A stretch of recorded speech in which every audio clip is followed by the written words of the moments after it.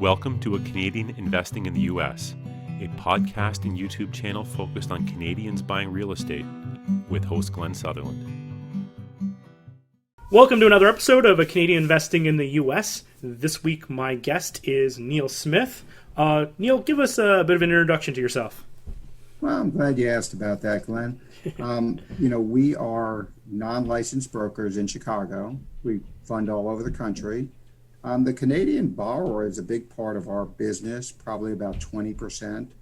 And so we close a few loans with those folks every month. And we, I guess kind of our claim to fame is we have a flat rate, nothing paid until closing. It doesn't make a difference the size of the loan. It's just $2,500, and that's paid at the closing, no upfront fees. And we have pretty good social media presence. Terry on there talked about those upfront fees, and I just want to address that for the public out there, and that is, if anybody, I guess what Terry said is if they ask for upfront fees, don't walk away, run away. Well, that's what I've always said this sort of same thing is, but mine was more looking at trying to search out the scams, because you go put something on Facebook and you get a bunch of people with Gmail addresses at, hey, send me some upfront, the points ahead of time. And you're like, no, everything's your title. Exactly. And that's a good point. Also, now on the title, that cross-border funding, we actually kind of direct lenders on how to get those closings done. So we do quite a bit of these closings. I know probably when you started, Glenn, it was very common to go to the embassy, and then COVID came along, and even pre-COVID, I know even the embassy process, as I understand, was pretty trying. I just went to the States every time. I used to go down to Niagara Falls, New York, and just cross the border, go to the McDonald's there, get my mobile notary, and then I found a notary just down the road a little bit farther from that I could just go in and sign, and had a little relationship with them. And then COVID, I haven't seen them in a while. Exactly, I'll bet not. So, but especially with COVID, where the folks can't come over the border, we're pretty good at getting the title company to agree to.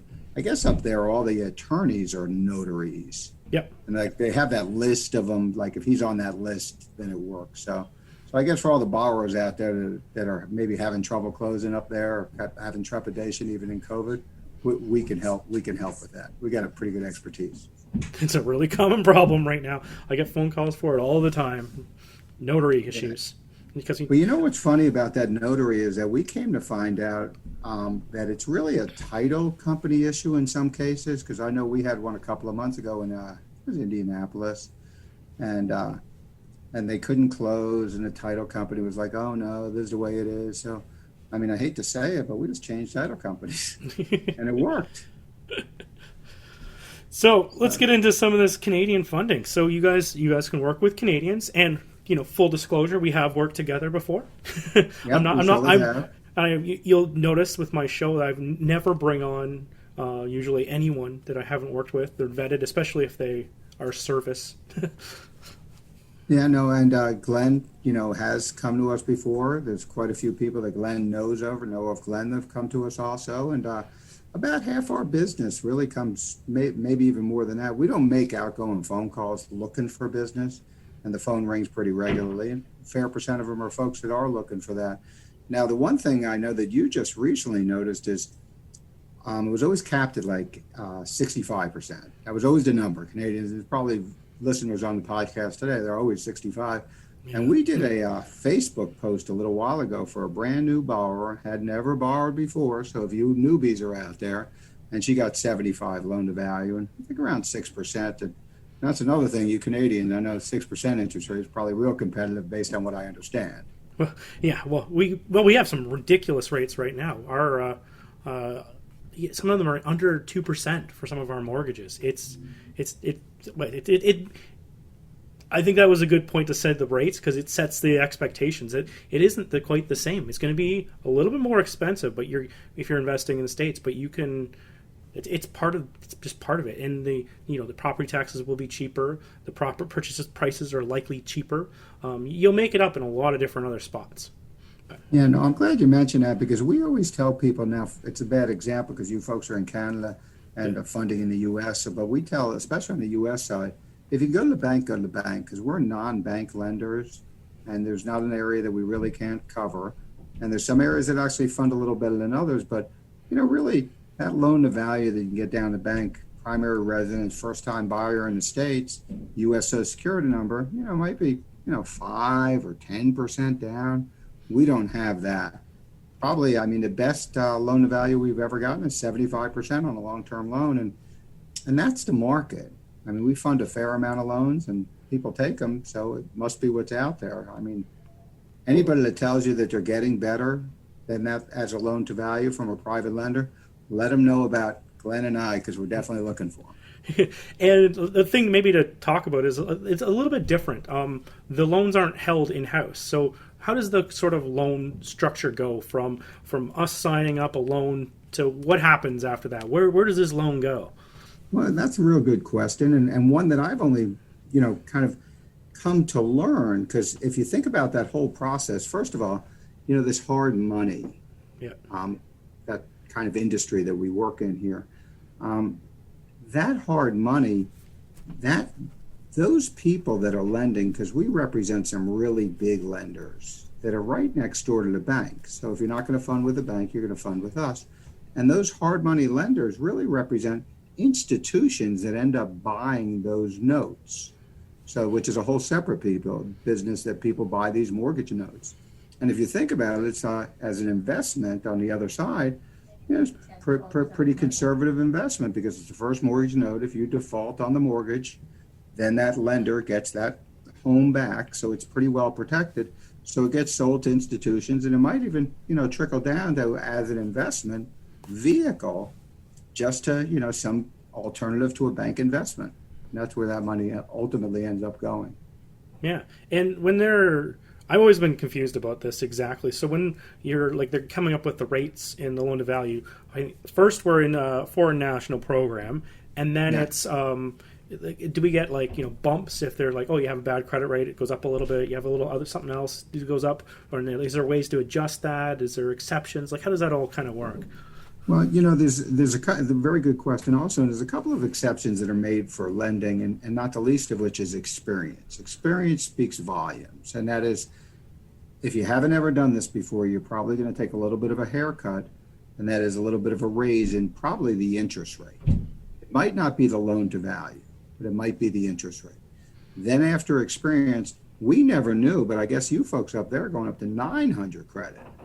So we had a fellow the other day, 780 credit. We thought, 780 in the States. We only go to 8. You get a 780. You're flying. Yeah. So this fella here, I guess that might be above average or whatever it was. So we get a fellow that's new. He's got a 780 credit. And then the other thing that really helps with funding is liquidity. And that is cash equivalent, things you could turn into cash. I know you guys up there call it something like the RFPA or something like your retirement plan account. Or RSP, yeah. Count that. Yeah, RSP. So they count that for about half the value on liquidity, because if you only have 20 to close the loan at 20, you're probably not going to get funded, because the lender is going to be reticent to fund you because he's concerned that you may default. Yeah.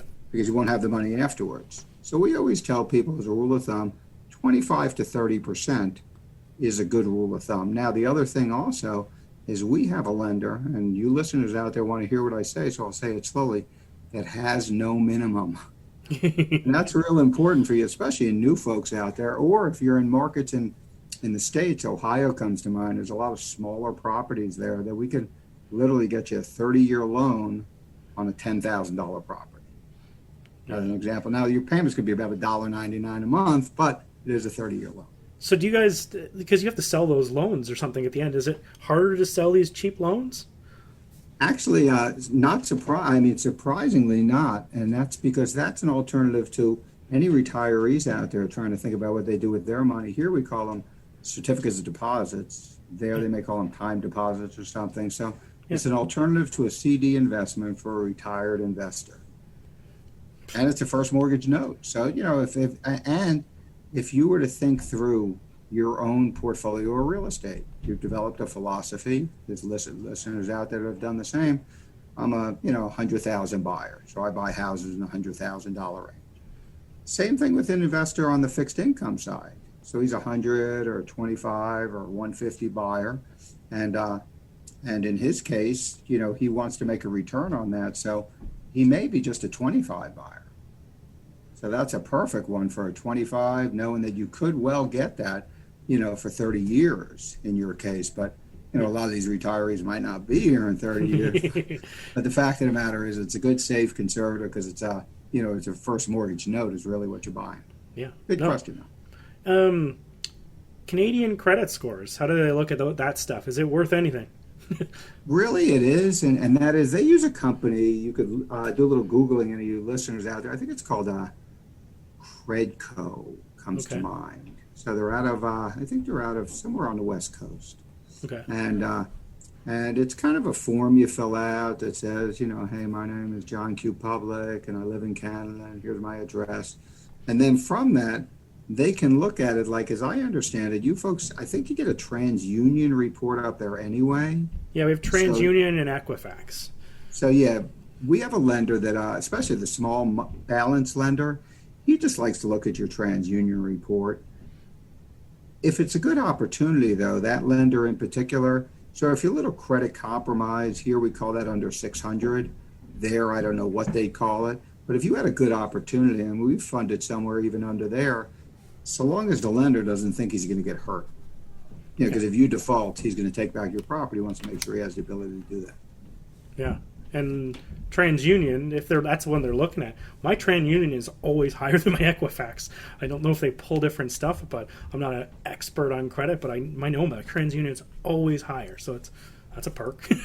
well, it is not only a perk, but also, I hate to brag, but we were kind of the ones that talked them into opening up that small balance funding product for you Canadians, because we had it on the U.S. side, and then they were trying to figure out, and I told them about that credit code, and they said, well, as a company, we'll just take a look at the Transunion report. And by the way, just like you and I are here talking, and we're accessible, people can call us anytime, we talk to our lenders. Our lenders are direct lenders. We're brokers.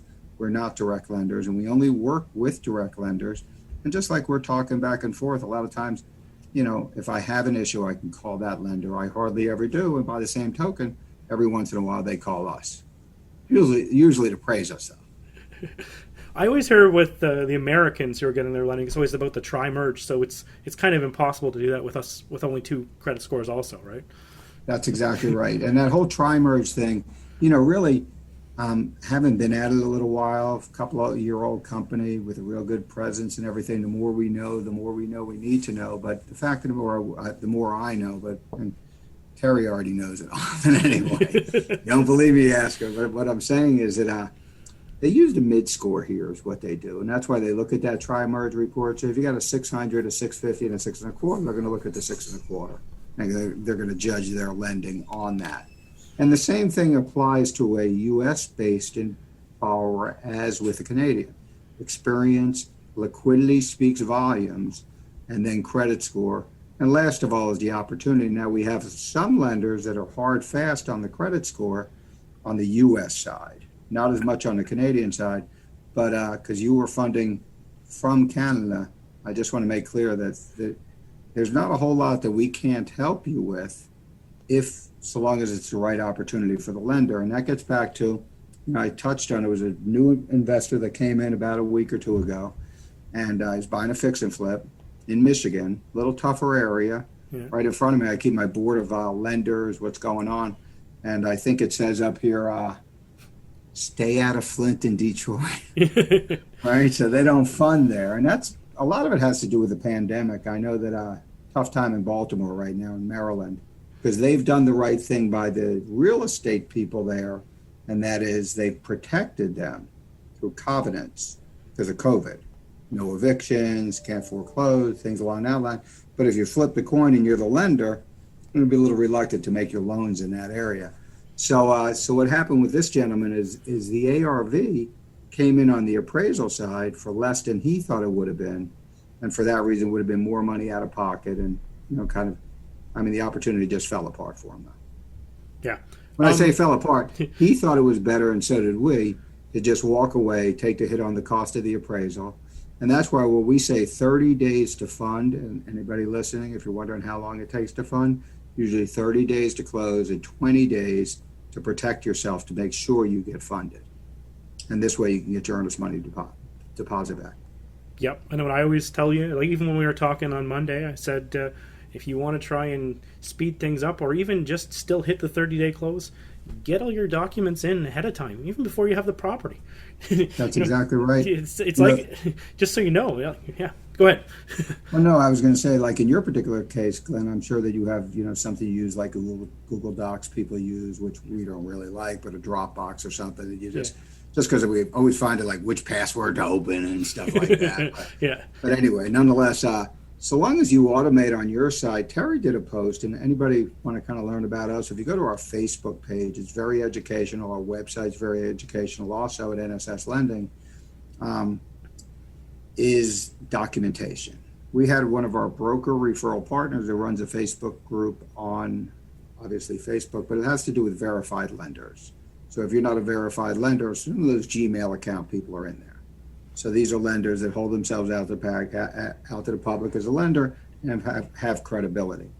And she posted last week talking about all lending is being able to verify your facts.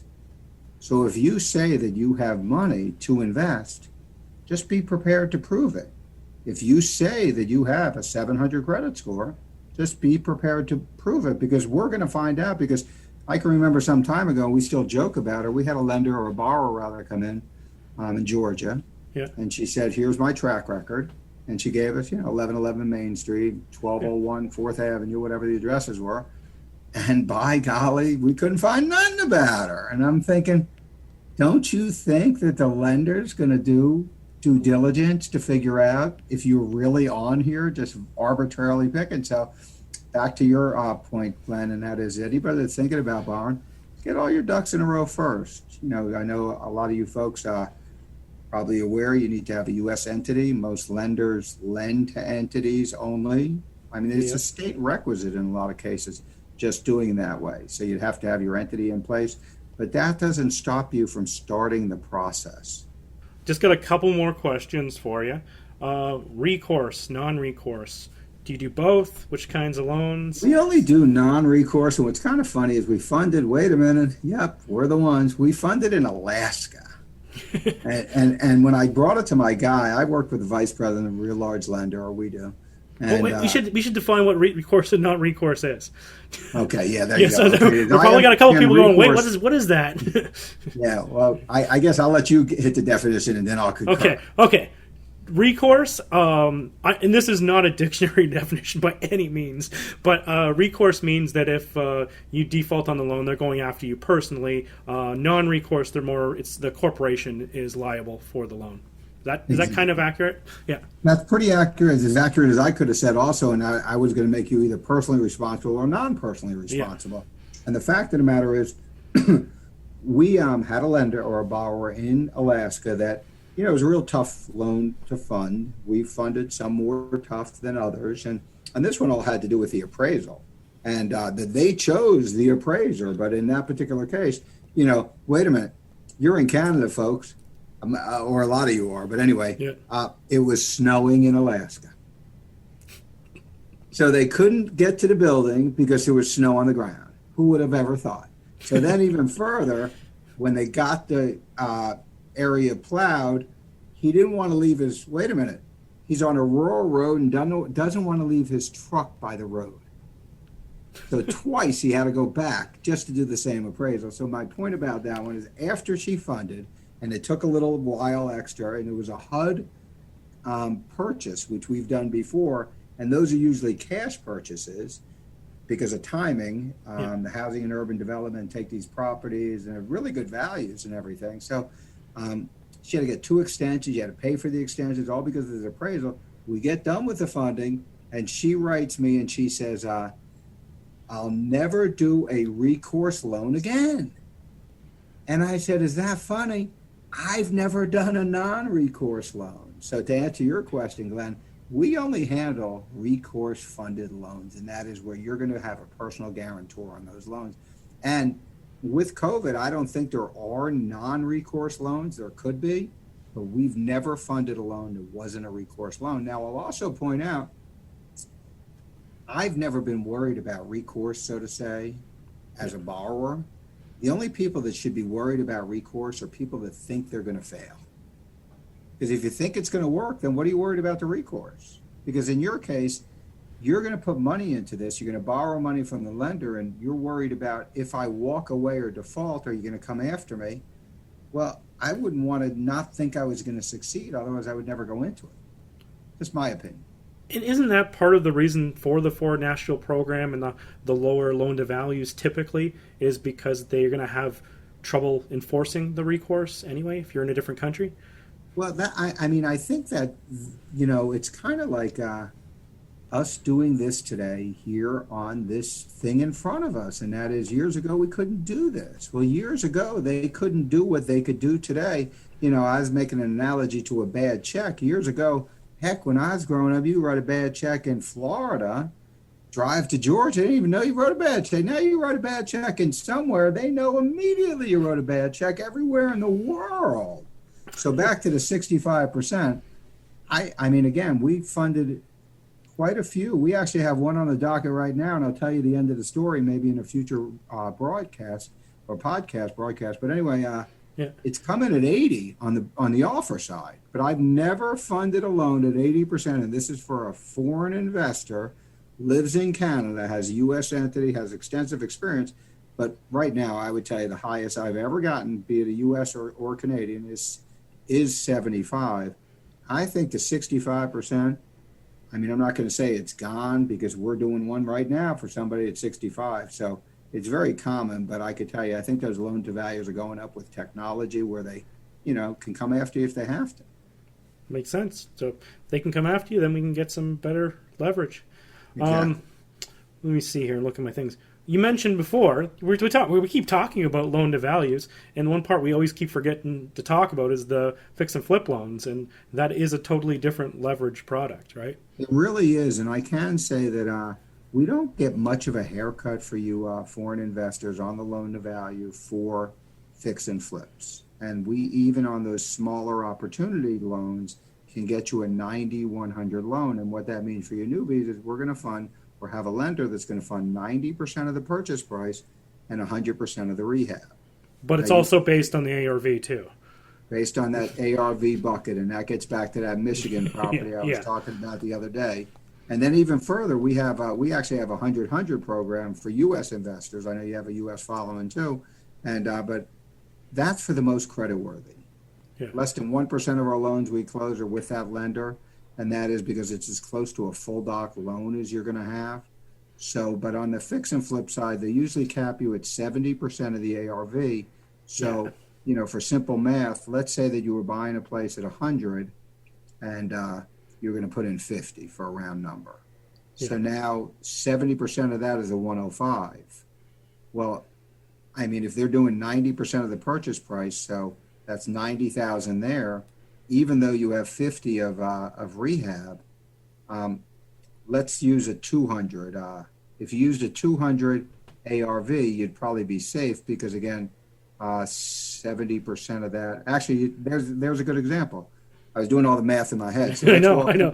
Let's walk through that together, folks. 100 purchase at 90% is $90,000. Right. You got 50 of rehab, and they're going to fund 100% of that. If the ARV is only 200, 70% of 200 is 140. In that example, you'd be right on the bone. But if your ARV was 190, then you're little short. Yeah. You'd be short, and you know who pays that short? You do. And that is if you really still believe in the opportunity, and we have the best of them, and that is, we have borrowers that have done multiple transactions with us year in and year out over the last few years with us. And sometimes I'm not going to say they're mistaken because that's their opinion based on the model and how they come up with that ARV. And the one that comes to mind, the lender gave him a haircut. He said, I'm going for it anyway. He footed the bill out of his own pocket, and he was right. Last question before we go. It keeps coming up. Social security numbers, Canadians that have social security numbers, some of them don't have any credit score on them. I know we already talked about this on Monday again, but how does that play out? Well, first of all, as soon as you get your credit or your social security number, you're going to have what's called a very thin file because there's nothing in that file. In other words, you haven't opened up any trade lines, any credit lines. So what I would encourage any of the borrowers to do is to, just open up some type of credit card through a store, like Saks as an example, or Neiman Marcus. And it doesn't even have to be a Highline, like, I know you folks up there with the Canadian Tire. So, but, yeah. But you'd want to get something that's going to start showing up on that U.S. Social Security side, because again, once you have your U.S. Social Security number, that makes you not have to worry about that loan to value on the long-term loans. But again, on the long-term loans that be coming in, I know you said it was the last question, but I do want to mention for the audience out there, seasoning. Very important. Oh, we never talked about that, yeah. Yeah, we need to talk about it. Seasoning is very important because any investors out there, and especially on the Canadian side, or even any borrower, it was such a good opportunity. I just paid cash, and now I want my money back. Well, you're not going to get back 100% of your money. Again, with that 65 that Glenn was talking about years ago, and it even could be today. Or on the smaller loans, it might be a 60% loan to value because it's a smaller loan. But at least we're going to get back something for you. And seasoning, we have lenders that have no seasoning. Now, they're going to require a new appraisal, which probably, if you buy the property right, will work for you. And that is, you buy the property using 100 for a round number, and you stroke your check for 100 plus some fees and everything, and you're in there. The lender, without, when I say seasoning, how long you owned it for, would typically only fund the purchase price plus any verifiable renovation since the purchase date. What I mean by seasoning is we have another lender that'll come in right after you purchase, buy on Monday, on Tuesday. You're going to pay for another appraisal, but let's say you get lucky and it appraises, they call it a 120. I don't think it's going to go to 200 overnight, but you get that 120. Now they're going to use that 120 as the 75 or 65. And so if you put in 100, using it at 120, you might get back, that's like 70. You might not lose, but you'll have 20 or so in the property. Very good question, or a very good point for me to have brought up, because that seasoning, I normally don't touch on as much, but it's very important, especially for you folks that are out there cash buyers. So we can do a refi pretty much immediately and get you out of there. But like everything, if you season it longer, you should get better leverage and you should get better interest rates, right? That's exactly and you will get less high leverage, you'll get lower leverage and less competitive, impressive rates when you're doing it like on day one. That's exactly right. That's a very good point. But again, seasoning here, really is 6 months or a year. So we have some 6 months. We have a whole it's not like we have 20 lenders, because we don't. We have a handful of really good direct lenders that are big, in some cases publicly traded companies that are loaning Wall Street's money essentially to investors like you. And they give competitive interest rates. And just like I mentioned, it's not the bank, it's not any of that 2% you're getting on your primary mortgage, but I can tell you the rates are probably going to be from the high 5s to the mid 8s, depending upon what you're trying to do. On the fix and flip side, by the way, it's probably from the high single digits, maybe like 7 3/4 or 8%, all the way up to like a 13. On the fix and flip, though, we never worry about the rate because we always encourage. Exactly. Just get in and out of there. Most of them don't have any prepay or very little prepay penalty. So the fact of the matter, I'm sorry about that. It's one of them callback. Anyway, I told you, phone rings all the time. I thought you were playing yourself off. You're like, you got your own music to walk off. Right. Yeah, well, anyway. Yeah. Well, we really enjoyed getting the opportunity. I know Terry stepped away for a moment, but I enjoyed the opportunity to speak to the audience out there. Yeah. Again, if you have any questions, you see our logo back there. Yeah. Feel free to reach out to us, or just, hey, what does this mean? We're accessible. If you look at our Trustpilot reviews, we got a great following because we treat people like we want to be treated. Yeah, I concur. And send me an email if you have questions. Send Neal an email, whatever. Say you saw him on the show. Let him know you saw the show. And awesome. Tell your friends about us. We appreciate your time. All right. Thanks, Neal. I'll see you later. Okay. Thanks, Glenn. I'll see you soon.